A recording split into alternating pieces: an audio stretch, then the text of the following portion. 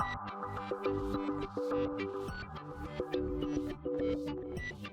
and welcome to my PlayHouse. And today we have a sponsor.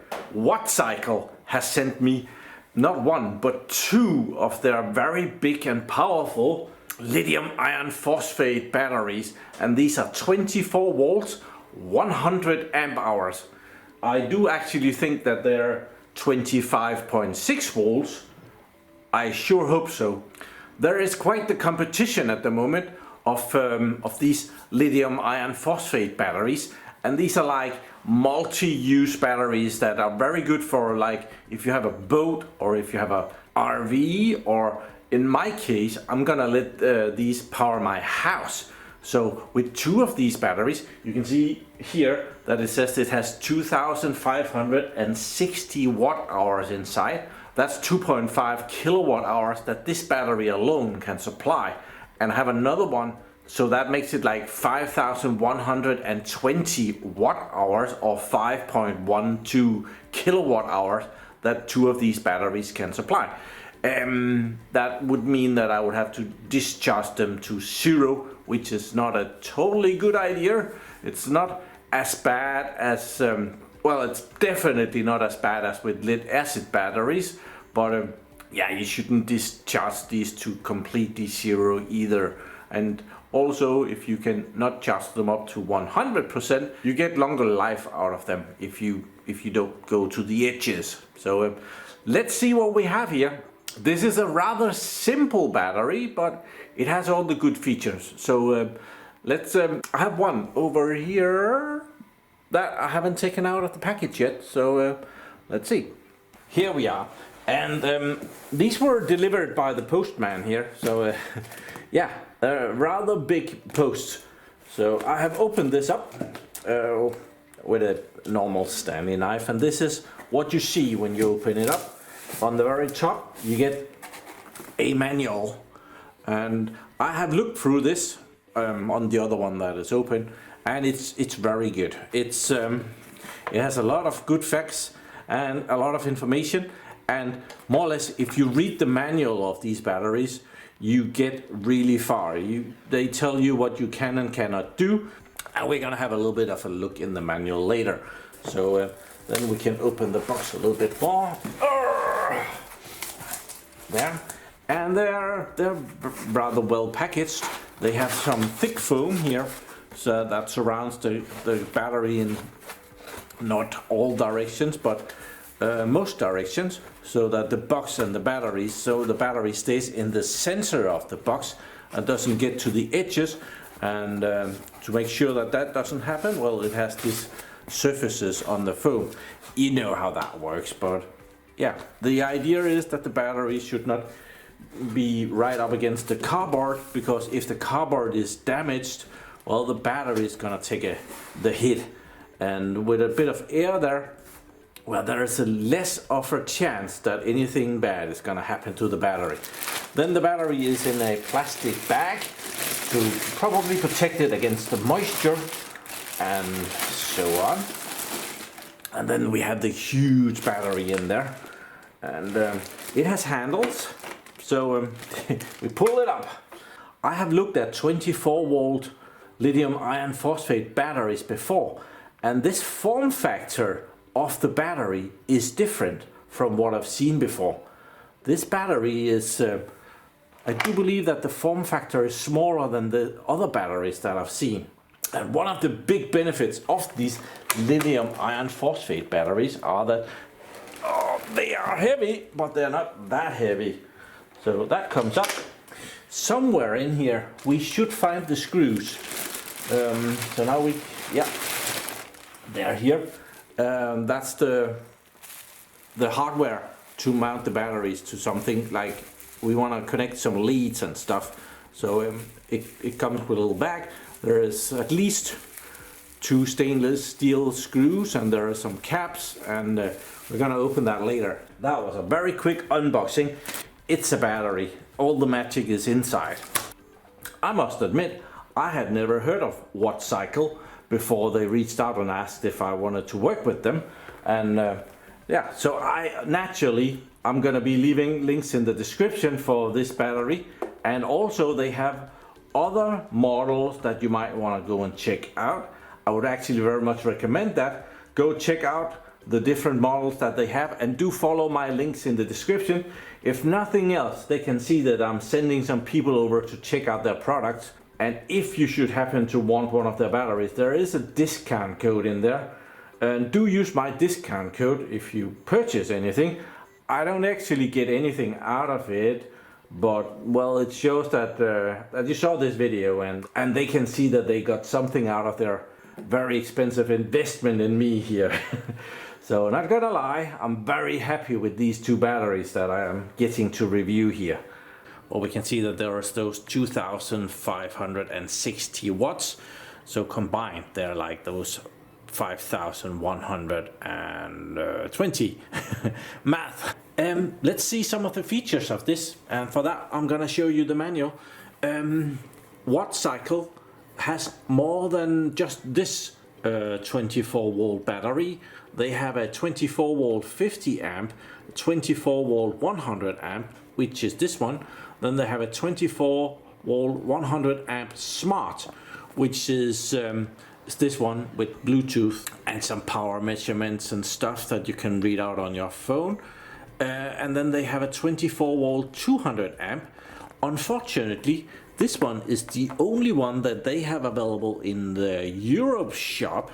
So for the other ones, you'll have to get it from somewhere else, unfortunately. But the manual covers all of these 4 batteries and the differences between them. So here is some caution, some of the stuff that it takes, and here are the different dimensions of the different models of 24 volt batteries that they have.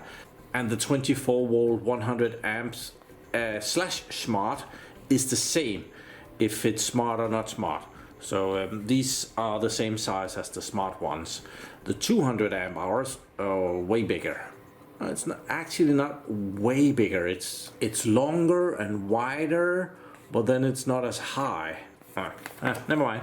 Then we get a curve on charging, how the battery charges up, and on discharging. And very important to see these long stretches of almost flat. That's very different from lead acid batteries, where lead acid batteries has more of a falling curve.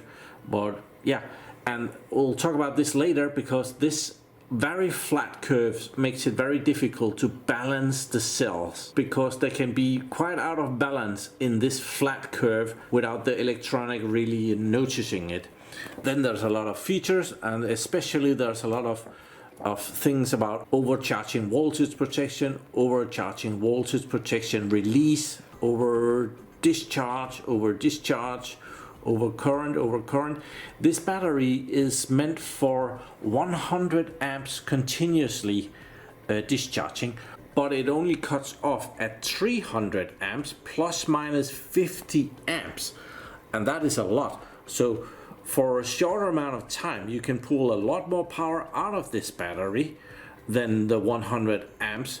It's not recommended, but you can if you want to. But 100 amps is what they claim as max continuous discharge current, 100 amp.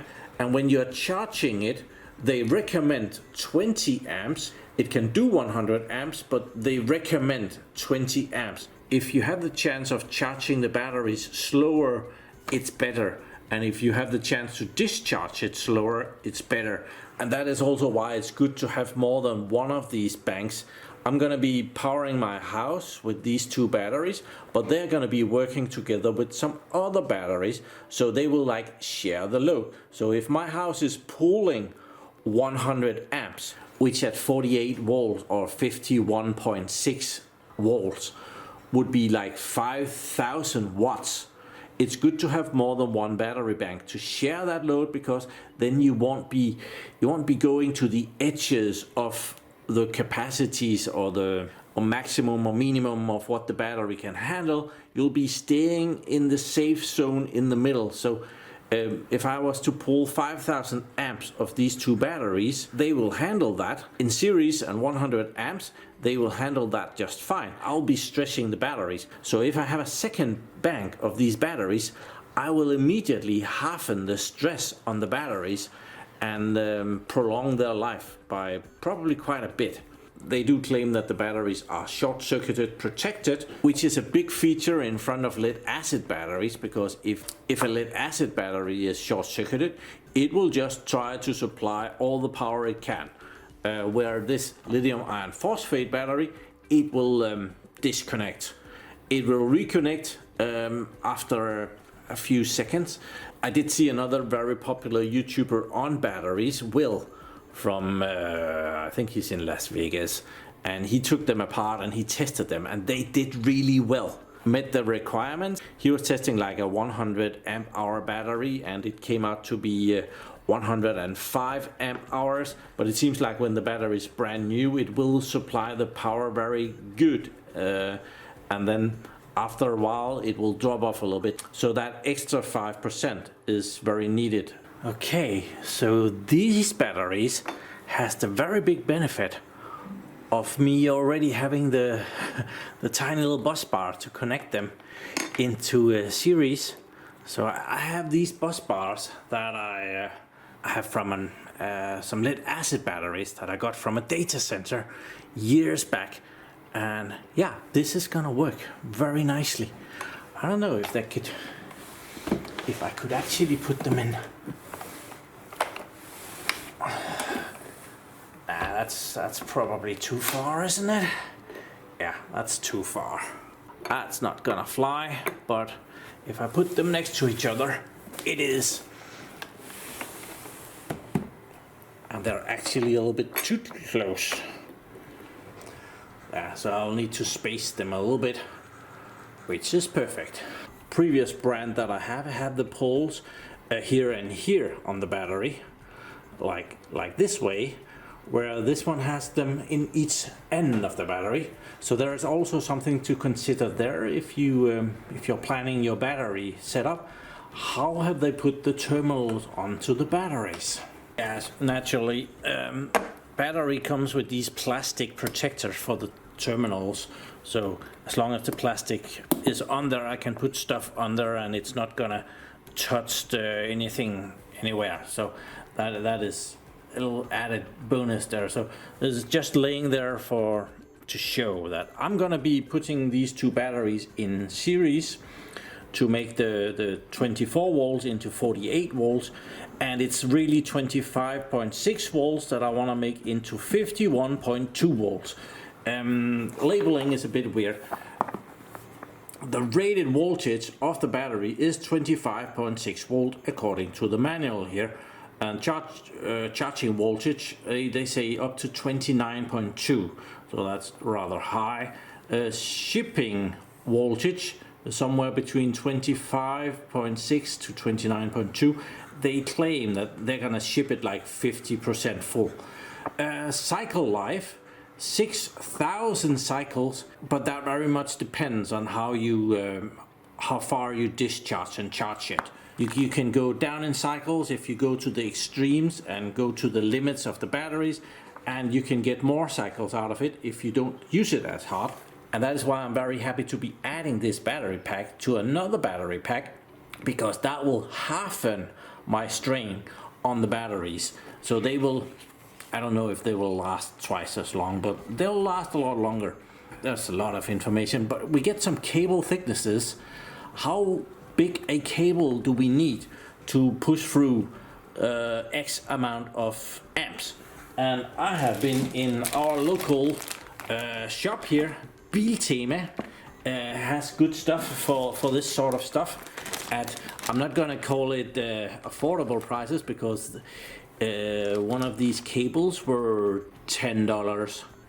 So a piece of cable for $10 seems like a lot of money, and these are 35 millimeter cables. So we can go into this table here and we can find that's about AWG, that's a 2, I don't know what that is, but it's 33.6 millimeters. So very close to 35 millimeters, and at that it can pull 115 amps. It's not as if I pull 200 amps through this cable that it's gonna melt away in no time. It will eventually, it will heat up and it will do something bad. But remember, the battery will cut off at like 300 amps, and these wires are thinner than some of the wires that you would use to jumpstart your car. And it's pretty normal to jumpstart your car at like 400 to 800 amps. So for a shorter amount of time, this cable is perfectly good. 300, 500 amps. Not for a long time. It will heat up, but at 100 amps, which is what the batteries are rated for, well, it can do 115 amps. And the cable that I'm putting in is a bit thicker than the one that I have here. It's a couple of millimeters more. A couple of millimeters is like 20 amps. It doesn't work like that, but yeah. But this is a very nice guide. And these cable sizes are for continuously using the batteries. So I'm not expecting to run 100 amps off of this battery. I'm expecting to run something less. I'm actually gonna put a 80 amp circuit breaker on it, so I'm not gonna run more than 80 amps or the circuit breaker will break, and that is just to get more life out of my batteries. So on the next page we get to something interesting: connection steps. I'm gonna be building this. This is a 48 volt 100 amp hour battery bank. We'll have the positive leaf going into plus on one of the batteries, the negative connected to the positive on the other battery, and we'll have the negative leaf going out the other battery. And that way we have a 48 volt battery bank. It's actually 51.2 volt 100 amp hour battery bank. So this 48 volt thing in the manual is kind of misleading. On my previous battery video, I got a lot of comments that it's not necessary to balance this, but yeah, I do not agree. This battery does not know what this battery is doing. It is perfectly correct. Oh, I can get those out of the way now. It's perfectly correct that each of these batteries has a BMS, because inside of each of these batteries there are 8 cells of lithium iron phosphate 3.2 volt cells, and those cells are being balanced by the BMS in each of the batteries. I did get some suggestions that I could just take the batteries apart and I could do a 16 cells and I could get a BMS for that. I kind of like this form factor of batteries, that they're in each a package here. So I'm not going to break these batteries apart and build something of my own. I have no idea how price-wise that would work out, but I would expect that getting the cells instead would be better. But that means that this has a BMS and this has a BMS, and there is no chance in hell that these two batteries are going to communicate on who's doing what. And that means that when these are in series and I pump in voltage in here, I'm pumping the same amount of voltage into both batteries. And that is perfectly good if the batteries are in balance. If they're not in balance, and it only, let's say that these came out on 2 different days from the factory and something was off in one of the days. So this battery charges like 1% slower than this battery. It has a MOSFET that is a bit tricky, let's call it that. That means that when I'm charging these 2 batteries up, this battery will, let's just say it gets 1% less of a charge. Even though the same amperage is going through it, well, this MOSFET is heating up instead of sending it to the cells. So 1% of the power is evaporated into heat instead of putting into the cells. So when I'm discharging it, there is not as much power on this cell as there is on the other cell. It is correct that if you balance these cells when they're brand new and you connect them in series afterwards, it could take a long time for them to get out of balance. So something like this, I'm not gonna connect the cables actually, but connect them like this overnight. That means that if one battery is ever so slightly higher than the other battery, voltage will pump over into the other battery, and in the morning, if they're not too much out of balance, they will be perfectly in balance. And as they're shipped with about the same amount of power, there will not be much to balance out. When then they are balanced out, you can kind of swap them around here, and you can put your little thingy on here so that now they will be in series instead of in parallel, and you can pull your power out here. But now they will be working, and if this 1% is a lot, it's just me rambling, but 1% is a lot. It could be 0.1%, and it would take a long time for it to get out of balance. But it means that this battery would have a lower voltage than this battery, and when you charge up the batteries will take as much power as they need. But as the power needs to go through both batteries to charge up both batteries, if one of the batteries is saying to itself, oh, I don't need much more power, it's going to be reducing the amount of power. So even though this battery could take a bit more power than this battery, it's not getting that because this one is not sending it through. They're in series. The power has to go through both the batteries. So when this one stops taking in as many amps because it's reaching its upper limit, well, this one is not getting the amps to reach its upper limits. So over time they will go out of balance. The batteries are very equally designed and made and all of that stuff. So in reality, it could take half a year or a year, and even at that point it will be only ever so slightly out of balance. But there's a way around it. This is a balancer. And this is, I showed this in the last video, and it's a balancer for 24-volt batteries. It's very rare. I will leave links in the description of it because it's very hard to find on the internet, and you have to order it from Alibaba in China. So yeah, it's a cool little device, and what it does is that you connect your two batteries to it. So one battery and the other battery, and this thing will it will measure the voltage on both batteries. It's stupid as heck. Oh, actually this is a little bit smarter. It has dual display that shows us the voltages, and it has a microphone inside, so the display is not always on. You can kind of tap it, and then the power readings come out, and it will show us what the battery voltages are. But connecting this to the battery, what it does, it measures voltage on one battery and it measures the voltage on the other battery, and if one is lower than the other, it takes a bit of power from the battery with the high voltage and put it onto the battery with the low voltage. So it equalizes. It's very much like Robin Hood. It will take from the rich and give to the poor, and it does that whenever it sees it necessary. And if we go back in the manual and look at this curve here, well, it's not going to do much in this long stretch right there.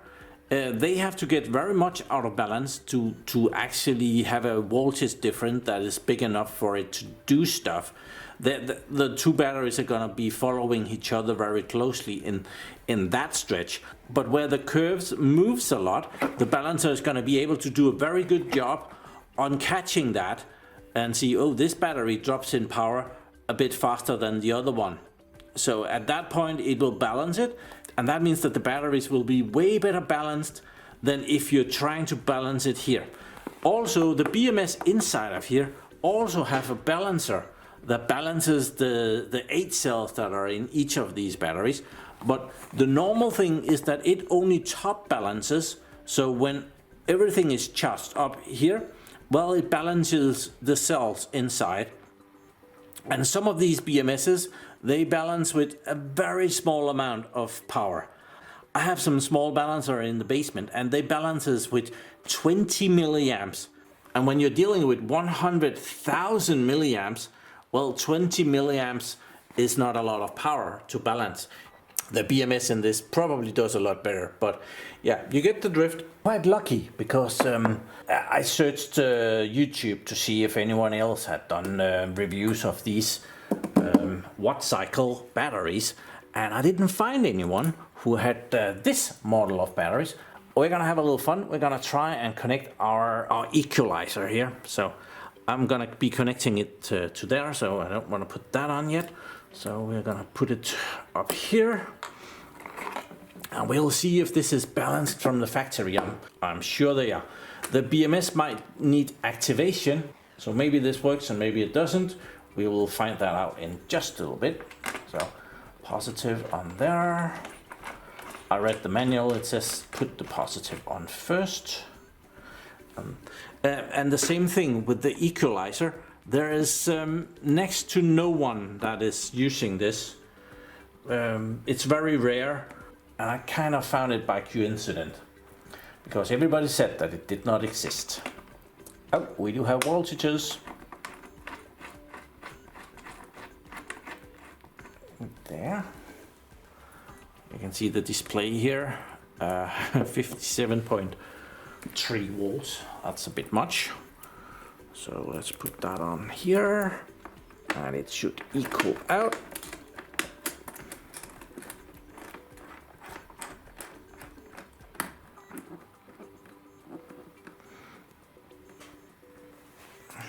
There we are. So now the two batteries are balancing, but I'm expecting that they're very close to the voltages that they should be at. So yeah. This is how I'm gonna run these batteries. I'm very fond of these equalizers that will keep my batteries in balance, and also just the fact that I can see the voltages of the batteries. This will go up if I'm quiet enough, and it will stop showing the displays. So we will see that because we want to see that. I'll give it a second, and we'll be right back. Turned off. What are you doing? And it's back on. I love that. These batteries aren't the smart version, but with this on your battery bank, you can still keep track of your batteries, and this can, it's not that long though, so it's not able to go very far, but yeah, you can go and you can check the battery voltages on each cell, so you know that this bank is doing great, because oh, we have 26.4, we have 26.3, blah blah. It's a great add-on to the battery bank. Oh, this is actually pretty smart. I don't need to go get my multimeter. It told me the voltages on the batteries. So let's see. The manual also tells me we're above 60%. If we go on to the curve here, 25.6 and 28. So we are. I would expect we are some. Maybe we're. Okay, we might be near 50%. Sorry. I am about done with this video. I want to tease the next one a little bit, because we're going to be mounting these to the rest of the system. And I have also gotten some bus bars. I have a red one for the positive lead, and I have a black one for the negative lead. And so we're going to be using these in the next video. And I just want to show you, these are kind of cool. They were purchased on AliExpress, so they are also widely available. I'm not going to leave the links for these because they'll be in the next video, but yeah, this is a bus bar. And when you have one battery bank, it's perfectly fine to just connect that directly to your inverter. But when you have multiple battery banks, well, it's a good idea to have a bus bar like this. And this one I thought was really cool. Let's get rid of all the clutter in here. Right there. So it has a very big thick plate in there that I'm going to be connecting everything to. And then it has two different sizes of bolts on here. So the two here, it also says it on the lid here. It has 4x 8 millimeters and it has 2x 10 millimeter studs. This bus bar is rated for 500 amps. We will never get to that because 100 amps is like 5,000 watts. So 500 amps would be like 25,000 watts. And my inverter is 12 kilowatts. So I could do with half, but yeah, I thought this one was cool, so I over purchased a little bit. So the two middle ones here are 10 millimeters here. And guess who just happens to have a 10 millimeter cable at hand in red? That would be yours truly. Then it has these inserts that you can take out. And then this plastic thing goes in. You put the cable through there. And then you put your connector on there. And you're good to go. And I would put that one up to the inverter. And then I have these smaller ones, which are 8 millimeters. And 8 millimeters happens to be exactly the same size as goes to the batteries. So these are 8 millimeters. Oh, I don't know. I could actually get, I don't know, there is like 50 volts between these. Probably shouldn't put my fingers on them like that, but I can. It doesn't hurt, or I can't even feel it. So don't lick your fingers and put them on there. You might feel that. But 8 millimeters will go into 8 millimeters. So with this bus bar, I can without any issues connect 4 battery banks, for example 2 of these, and they will go through the same cable to the inverter. And that is important because you don't want to have this battery bank working way harder than the other battery bank, because you want the battery banks to do the same amount of work. If I have 2 banks and they're pushing and pulling equally hard, they will only be doing half the work each. But if they're out of balance, if I have a very thin cable going out to one of the banks and it's a longer distance away, well, that bank is not going to be doing as much as the one with the thick cable that is very close by. That means that all the load will go to that battery first. This one will be helping, but it will not be stressed nearly as much as the one. So a bus bar is also kind of a balancing thing. You want your battery banks to be in balance so they do equal amount of work. Totally the same as this one. Oh dear, this is about the point where I can't keep rambling and I have to get off my ass and mount all of this in the basement. So I'm gonna finish this video here. And I will again say a very huge thank you to WattCycle for sending me not 1 but 2 of these 24 volt 100 amp hour batteries. And if you wouldn't mind, do me a big favor, is just to go down into the description of this video and click the link and go to their site and click 4 pages, and then that tells them that I'm bringing them some traffic. You don't have to buy anything. If you are in the market for batteries, I would very much suggest you to have them in consideration for your purchase. Check them out. Check all the other ones out and add them to your potential list of batteries. If you're looking at the prices of these, they vary all the time.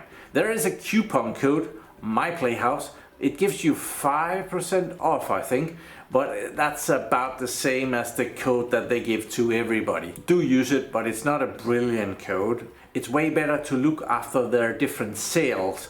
So naturally they have had Black Friday, Cyber Monday, Christmas, probably they're having a January sale, and every time the batteries goes on sale, well, they are cheaper. It can be worth it to check up on the prices on different times. They're almost always having a sale, but the prices vary a lot. So you can save some money by knowing when it's cheap and when it is expensive.